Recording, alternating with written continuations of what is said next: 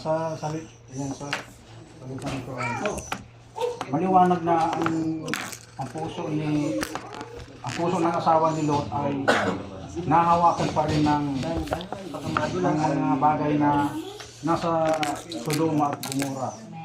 At parang ang kaisipan ng nila ay ang lugar ng Sodoma at Gomora ay ang lugar. Kaya tayong mga pastor na may matagal ng mananampalataya, kailangan tayo lumapit sa Panginoon. Sapagkat nasa Panginoon lang po ang kapahingahan. Ang buhay na walang hanggan. Amen. Nasa Kanya ang daan, ang katotohanan. Amen. Kung may mga alalahanin tayo, ilapit natin sa Panginoon, ibigay natin sa Kanya.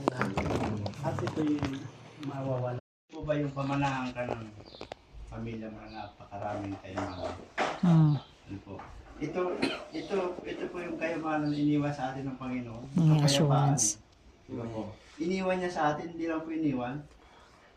Ibinigay niya pa sa atin. Ano po? So, sabi ng Panginoon, iniwan niya sa atin at ibigay pa. So, ibig sabihin, huwag na tayong maghanap pa ng sarili na. Pagkakaroon po tayo ng kapayapaan is kung susundin natin siya sa kanyang mga utos. Amen. At kilala po natin kung sino yung ating sinusunod.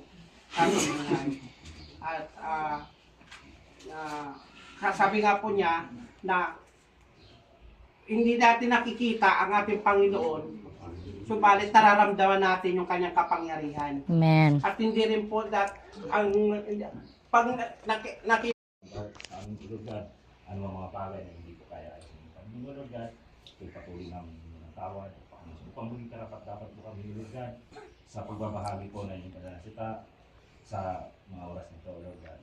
Lord, Lord po na lang ang patuloy at bilang pag-inig po ng tawad, Lord God, papakumbaba, nais ka po namin ng lugar, Lord God. Hallelujah, purihin ka. Ika'y lang hari, magpakailan pamahan, makapangyarihan, kataas-taasan. Ikaw ang Diyos magpak